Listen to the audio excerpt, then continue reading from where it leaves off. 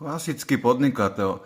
Má milióny, ale bude vyprávať, že je v minuse. Ale keď sa prekecne, tak počúvajte. Octagon kvôli tomu príde zhruba o 1 000 000 eur. Vavriniak nás tým asi všetkých nasral, priznal Novotný.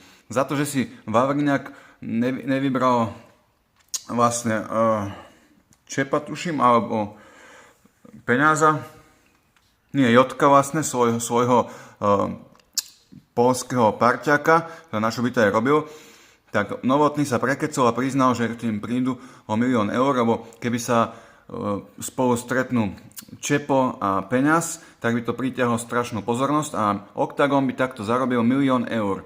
A povedz mi, Novotný, koľko by si z toho 1 000 000 eur dal Čepovi a Peňazovi, keby tento zápas bol? Dal by si im úplne almužnú, aké omrvinky a hral by si sa, že si v mínuse.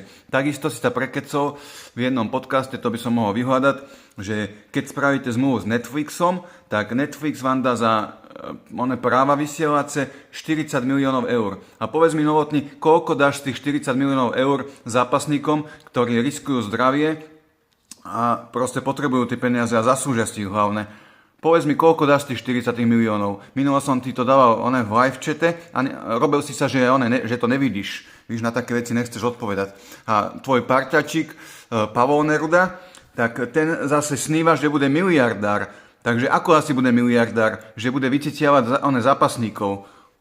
Takže toto si nenehajte proste robiť zápasníci Octagonu a pekne im to dajte vyžrať.